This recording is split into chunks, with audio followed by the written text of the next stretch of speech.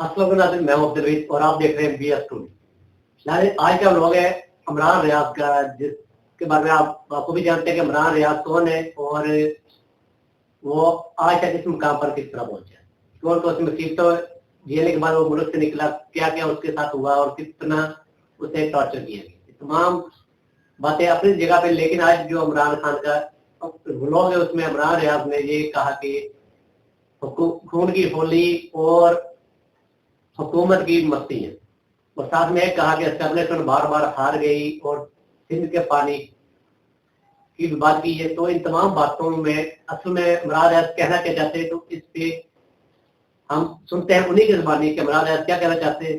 तो चलते हैं व्लॉग की तरफ, और व्लॉग पर जाने से पहले आप लोगों से हमेशा की तरह वही रिक्वेस्ट है कि मेरे चैनल BS स्टूडियो को सब्सक्राइब करें और साथ में घंटी के बटन को लाजमी प्रेस करें और वीडियो को लाइक और शेयर किया करें, ताकि हमारी हौसला अफजाई बनी रहे और हम आपके लिए इस तरह की मजीद इंफॉर्मेशनल वीडियो लाते रहे। चलते हैं व्लॉग की जगह।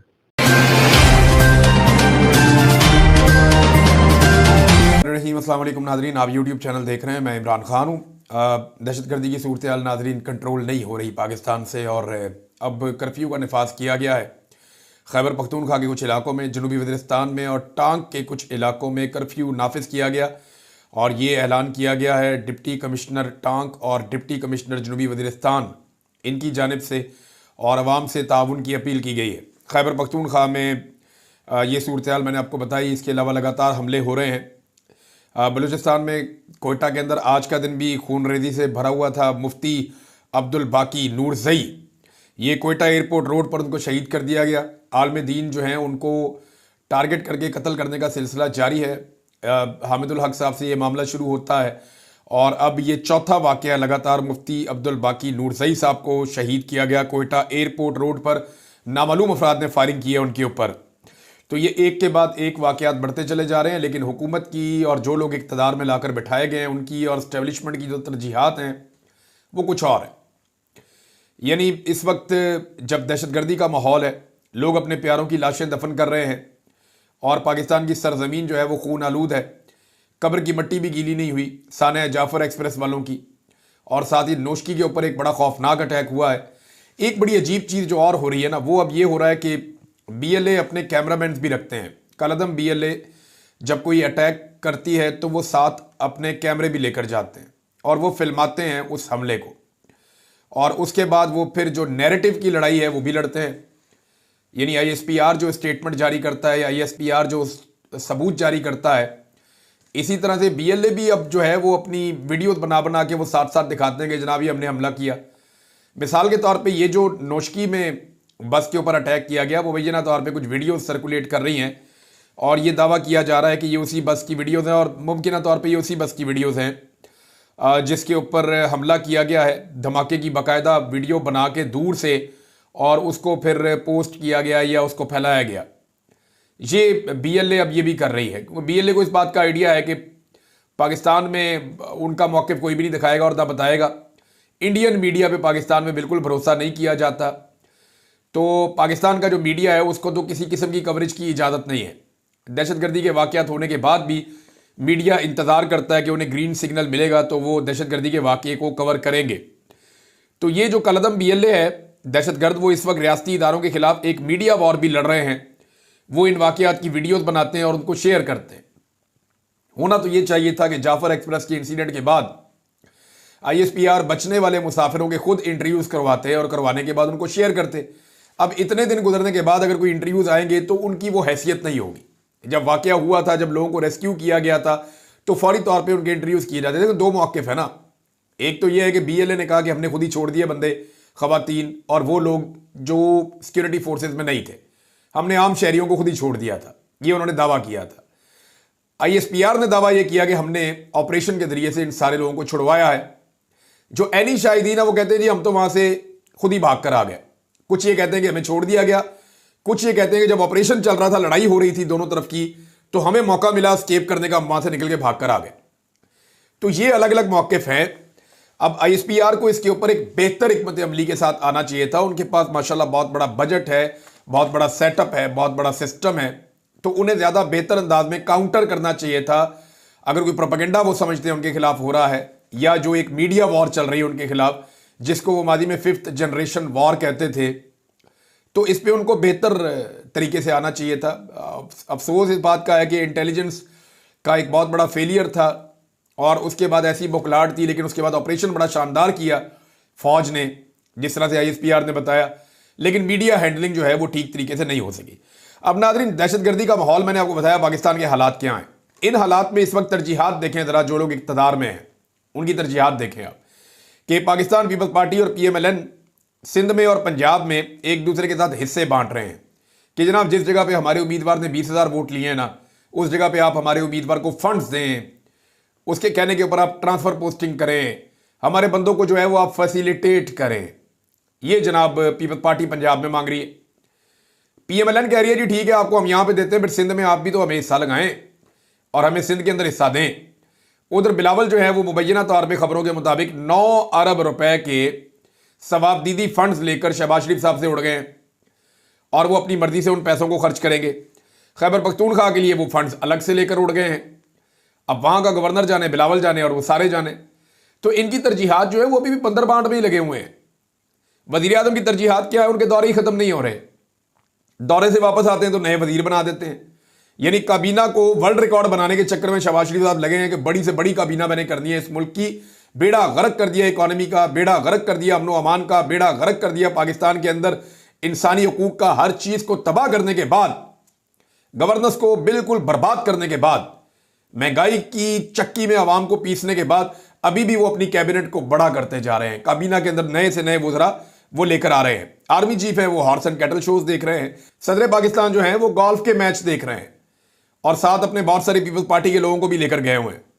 यानी अगर आप आज की वीडियो देखें तो आपको अफसोस नहीं होगा कि कमांडर इन चीफ है पाकिस्तान की फोर्सेस का, अभी शोहदा की कब्रें जो है वो भी गीली हैं और ये बैठ के वहां पे पोलो के मैचेस देख रहे हैं, एंजॉय कर रहे हैं। लेकिन ये माहौल के साथ चीजें अच्छी लगती हैं, लेकिन यहां पे देखें क्या चल रहा है। एजेंसियां क्या कर रही हैं, जो मरियम नवाज पे तनकीद करे उसे चक लो, ये तरजीहात है। उधर दहशतगर्दों ने तबाही फेरी हुई है, पूरा फोकस उधर करने की बजाय अभी भी एजेंसियां उन नौजवानों को अगवा कर रही हैं सिक्योरिटी फोर्सेस के साथ मिलकर, जो मरियम नवाज पे तनकीद करते हैं। मैंने अभी राब्ता किया 2-4 लोगों से, तो मुझे पता चला कि ये नौजवान जो अगवा किए गए हैं, इन्होंने रियासत के खिलाफ तो किसी किस्म का बयानिया नहीं बनाया, ये तो मरियम नवाज पे तनकीद करते थे। तो मरियम नवाज पे तनकीद की कीमत इतनी ज्यादा है कि पाकिस्तान की एजेंसियां और इदारे आएंगे और आकर बंदे को घर से उठाकर ले जाएंगे कि जनाब मरियम नवाज के ऊपर इसने तनकीद क्यों की है। और काबीना जो है वो सिर्फ और सिर्फ पाकिस्तान तहरीक इंसाफ को हर दहशतगर्दी और हर चीज के लिए जिम्मेदार करार देने पर लगी हुई है। उनका तो काम ही ये है। वुज़रा जो है वो असेंबली में खड़े होकर लतीफ़े सुना रहे हैं। ये नाज़रीन इनकी तरजीहात हैं उस वक्त जब पाकिस्तान जल रहा है, उस वक्त जब पाकिस्तान में खून और आग की होली खेली जा रही है, तो पाकिस्तान तहरीक इंसाफ के सोशल मीडिया पर हमले में मसरूफ है पाकिस्तान की हुकूमत। साहबजादा हामिद रज़ा साहब कहते हैं कि दहशतगर्द मुल्क में आग और खून की होली खेलने में मसरूफ हैं और रियासत PTI के सोशल मीडिया के बच्चों को अगवा करने में मसरूफ है। मैं इन वाक़यात की भरपूर मजम्मत करता हूँ। खुदा का खौफ करें और पाकिस्तान को बचाने की फिक्र करें।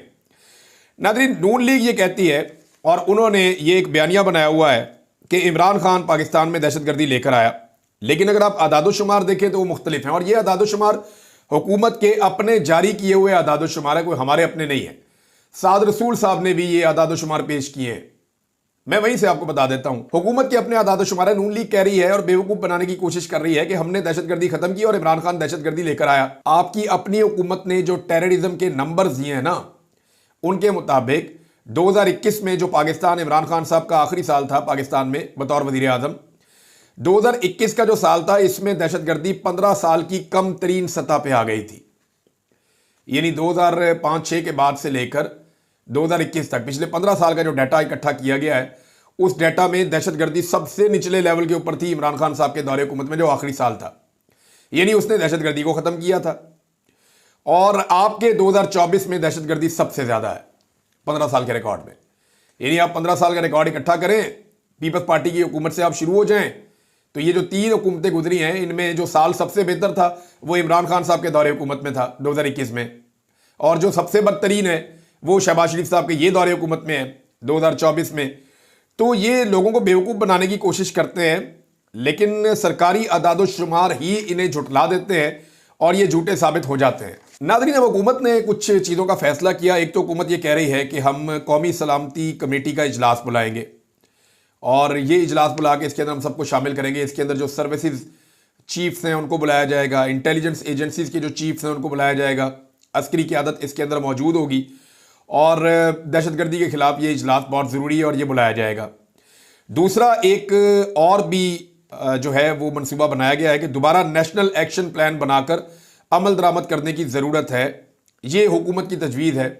अयाज सादिक साहब ने ये बात की है।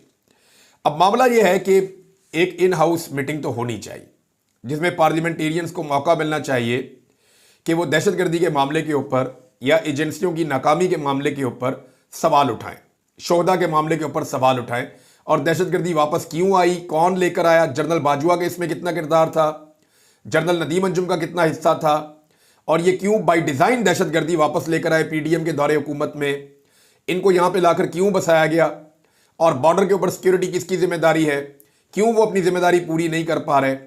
पूरी की पूरी ट्रेन जो है वो अगवा हो जाती है और पाकिस्तान की इंटेलिजेंस एजेंसियों को कानों कान खबर नहीं होती।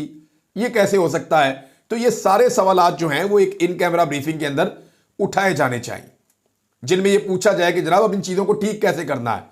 और ठीक करने का रास्ता जो है वो तो ये है कि आप अवाम को एतमाद में लें, अवाम को अपने साथ खड़ा करें ताकि अवाम आपको सपोर्ट दे। लेकिन अवाम सपोर्ट दे नहीं रही, चाहे वो खैबर पख्तूनख्वा में है, चाहे वो बलूचिस्तान में है, चाहे वो पंजाब में है।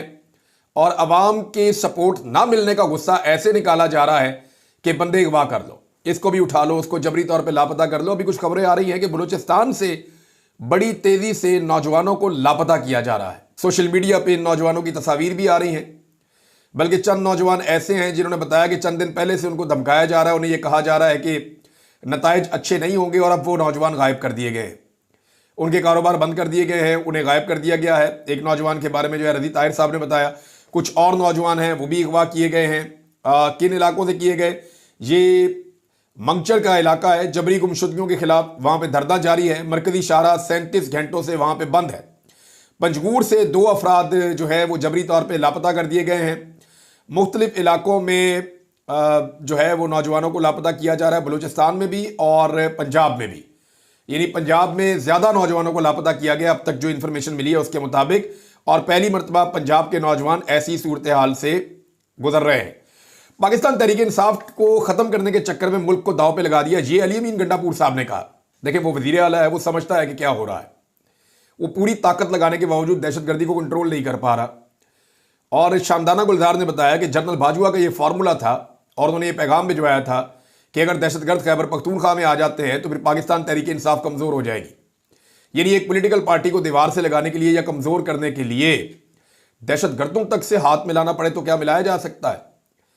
ये जनरल बाजवा जिस वक्त गले फाड़ फाड़ के कहते थे ना कि हमारा सियासत से कोई ताल्लुक नहीं है, हम तो न्यूट्रल हैं, हम तो किसी के साथ नहीं खड़े हुए, हम हुकूमत के अंदर भी कोई मुदाखलत नहीं कर रहे, उस वक्त तभी ये खबर दी है। और ये खबर दी है जनाब मिफ्ता इस्माइल साहब ने।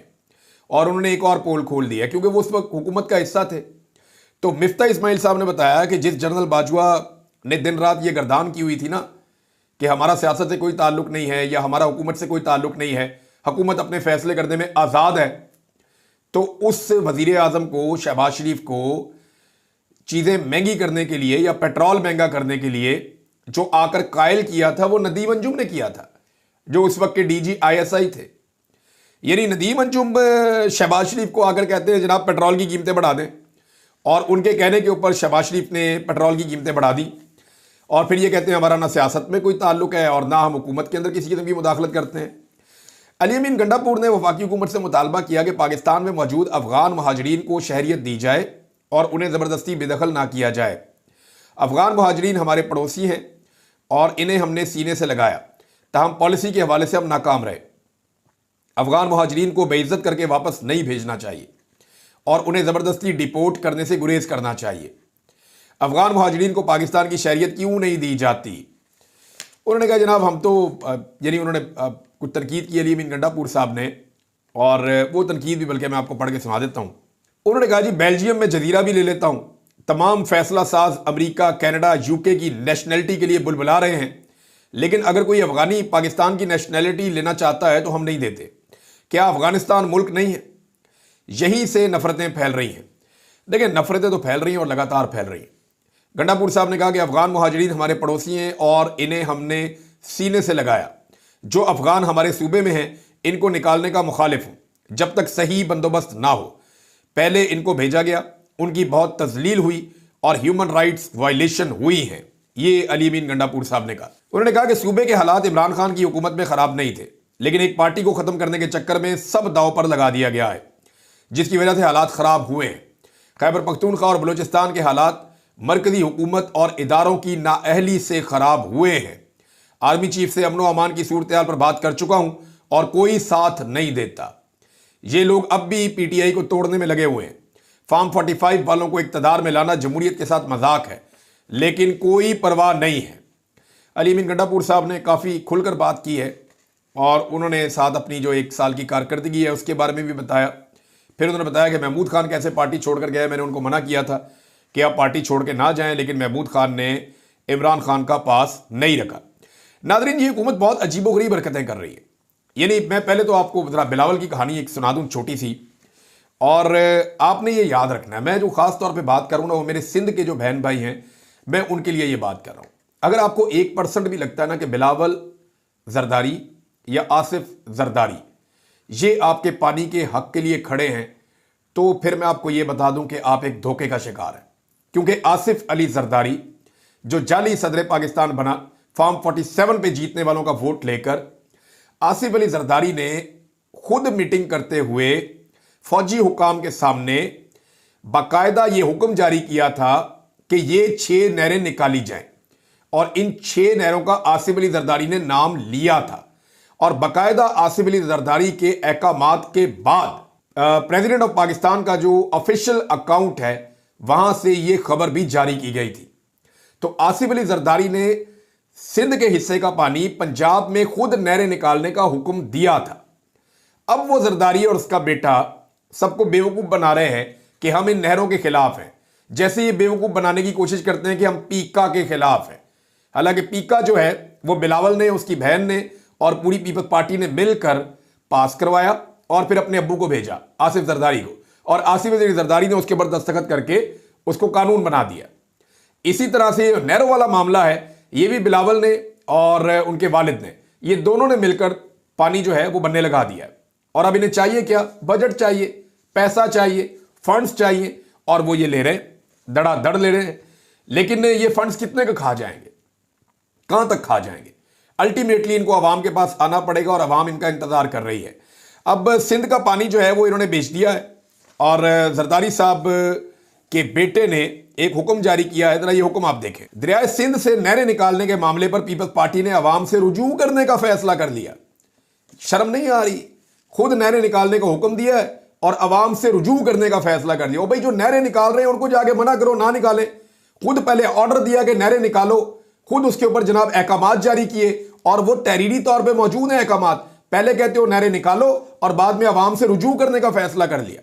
और इस सिलसिले में गड़ी खुदा बख्श में जलसा करने का ऐलान भी कर दिया। अब वो गड़ी खुदा बख्श के अंदर हर साल इनका होता है ना वो जलसा, तो वो जलसा अब अप्रैल में इन्होंने करना है, तो उसके लिए अब तैयारियां कर रहे हैं। और बिलावल ने कहा, ये पीपल्स पार्टी सिंध कौंसिल से खिताब करते हुए, कि पहले मरहले में शहीद जुल्फिकार दी भुट्टो की बरसी के मौके पर गड़ी खुदा बख्श में जलसा होगा। अच्छा, 27 दिसंबर से भी ज्यादा लोग मौजूद होने चाहिए, यह भी हुक्म जारी किया बिलावल ने। उन्होंने कहा कि इनकी जमात हुकूमत में हो या ना हो, लेकिन नहरों के मामले पर मौकिफ अपनाएगी और किसी भी सूरत नहरें कबूल नहीं करेगी। शर्म तो नहीं आती इनको झूठ बोलते हुए? बाप बैठ के बकायदा हुक्म जारी कर रहा है, और वो हुक्म बकायदा तहरीरी तौर पे जारी किया जा रहा है। खबरों में बकायदा खबरें टीवी चैनल्स को जारी की जा रही हैं, ट्विटर पे हर तरफ जारी की जा रही हैं, और बेटा धोखा दे रहा है जी मैं इन नहरों के खिलाफ हूं। ये इसी तरह शरीफ बरादरान ने पाकिस्तानियों को पागल बनाया था, गुड कॉप बैड कॉप खेल खेल के। तो ये लोग अब बेवकूफ नहीं बनेंगे। सिंधियों का पानी इस बाप बेटे ने बेचा है, और पाकिस्तान तहरीक इंसाफ वाहिद जमात है, या जो इंटीरियर सिंध की जो कौम परस्त जमातें हैं, इन लोगों ने, जीडीए ने, बाकी जमातों ने, इन्होंने आवाज उठाई कि नहीं, जो सिंध का हारी है उसका पानी कहीं और शिफ्ट ना किया जाए। जो पंजाब के जरखेज इलाके हैं, अगर ग्रीन पाकिस्तान का कोई इनिशिएटिव लेकर आना है तो वहां लेकर आओ ना। ये ले जाके चोलिस्तान के अंदर, रेगिस्तानों के अंदर जहां पे ज्यादा पानी इस्तेमाल होता है वहां पे कौन सी खेती बाड़ी का शौक पूरा हो रहा है। और मैं आपको बता देता हूं, इसके अंदर जो फसलें लग रही हैं ना, मैं उन पे भी तहकीक करवा रहा हूं। थोड़े दिनों में मैं आपको चीजें बताऊंगा ये कौन सी फसलें लग रही हैं। ये लगाया जा रहा है, एक चारा है जिसको हे कहते हैं या जिसको लूसन भी कहते हैं। ये बहुत ज्यादा पानी पीता है। दुनिया के कई ममालिक ने इसको लगाने से मना कर दिया है। अब जो अरबों के मवेशी हैं उनको ये चारा चाहिए, क्योंकि इसके अंदर बहुत ज्यादा ताकत होती है। ये बड़ा जबरदस्त चारा है। लिहाजा इस चारे के हुसूल के लिए पाकिस्तान की तरफ देखा गया है, और पाकिस्तान को तो इस बात की परवाह ही नहीं है कि हमारा पानी जाया होता है या नहीं होता। उनका चारा लगना चाहिए, हमारी गंदम पूरी हो या ना हो, उनका चारा लगना चाहिए। उनके जानवर भूखे नहीं मरने चाहिए, चाहे पाकिस्तानी भूखे मर जाएं। ये इनकी तरजीहात हैं। अभी मैं इसके ऊपर काम कर रहा हूं, ये चीजें आने वाले दिनों में मैं आपको बताऊंगा। ML1 का नाज़रीन एक मंसूबा है। पाकिस्तान के अंदर एक ट्रेन का पूरा एक मंसूबा है जो पेशावर से लेकर कराची केमाड़ी तक, पेशावर में कंटोनमेंट से लेकर कराची केमाड़ी तक, ये ML1 का एक मंसूबा है कि फास्ट ट्रेन एक चलेगी। पाकिस्तान बड़े अरसे से इस पर काम करना चाह रहा है। तो चीन इसका इन्वेस्टर था। अब चीनी सरमायाकार जो है वो आ नहीं रहे। बार बार बात होती है इसके ऊपर, चीनी सरमायाकार आते नहीं है। वजह पाकिस्तान में लगातार दहशतगर्दी, और पूरी ट्रेन जब अगवा हो जाती है तो फिर सरमायाकार कहां से आते हैं। तो एहसन इकबाल कहते हैं जी चीन इसके अंदर पैसा डालेगा। फिर हनीफ अब्बासी साहब को रेलवे मिनिस्टर बनाया, उन्होंने कहा जी UAE इसके अंदर पैसा डालेगा, यानी अमारात इसके अंदर पैसा डालेगा और उनका पैसा इसके अंदर आएगा। और अब कह रहे हैं जी हम खुद बना लेंगे, खुद ही इसके ऊपर पैसा डाल देंगे। यानी मुझे समझ नहीं आ रही कि एक्चुअली इनको पैसा कौन देने वाला है, और इतना बड़ा मनसूबा ये खुद से कैसे बना सकते हैं। ये मुमकिन नहीं है, इनको इन्वेस्टर्स चाहिए होंगे। और इस माहौल में जिस मुल्क में ट्रेन ही अगवा हो जाती है वहां ट्रेन के मनसूबे के लिए कोई इन्वेस्टर आएगा? जिस मुल्क में एयरलाइन एक पहिए के बगैर उतर जाती है उस मुल्क में उस एयरलाइन को खरीदेगा? ये तो मुझे लगता है कि जानबूझ के पाकिस्तान को खुदा ना खास्ता डीफेम करने की कोशिश की जा रही है। हर शोबे में पाकिस्तान को नीचे लाया जा रहा है ताकि पाकिस्तान की वैल्यू दुनिया में कम तरीन हो जाए। नाज़रीन, खबरें तो बहुत सारी थी, लेकिन एक खबर है, ये शहबाज शरीफ साहब का स्टेटमेंट है। ये स्टेटमेंट मैं आपको सुनाऊंगा, यहाँ पे मैं वीलॉग ख़त्म कर दूंगा। आप अंदाज़ा कर लें, यहाँ से आपको पता चल जाएगा कि इनकी अकल कितनी है। यानी वज़ीर आज़म ऑफिस ने बयान जारी किया है कि पेट्रोल इसलिए सस्ता नहीं कर रहे कि हमने बिजली सस्ती करनी है। फिटे मुँह भाई, मैं इस पर क्या कहूँ। यानी पेट्रोल सस्ता नहीं करना, हमने आपकी खाल यहाँ से नहीं यहाँ से उतारनी है। यानी पेट्रोल में खाल उतारेंगे, बिजली में भी आपकी कम उतारेंगे, फिर बिजली में उतारेंगे और पेट्रोल में भी उतारेंगे, फिर हर तरफ से खाल उतारेंगे। वैसे मुझे कभी कभी समझ नहीं आती कि ये इनको क्लाउन ये इतने सारे मिले कहां से, जोकर लागे बैठा दिए सारे के सारे इक्तदार के अंदर। मुझे लगता है पाकिस्तान की एस्टेब्लिशमेंट को ऐसे ही बंदे सूट करते हैं जो अपनी ज़हनी सलाहियत में एस्टेब्लिशमेंट से भी थोड़े निचले लेवल के हों। मुझे तो ऐसा ही लगता है। अब तक के लिए इतना ही, अपना ख्याल रखिएगा, अपने चैनल का भी। अल्लाह हाफ़िज़। आपको मेरा ये ब्लॉग कैसा लगा तो इस वक्त में अपनी राय के साथ जरूर कीजिएगा और मुझे दीजिएगा इजाजत। अल्लाह निगहबान। पाकिस्तान जिंदाबाद।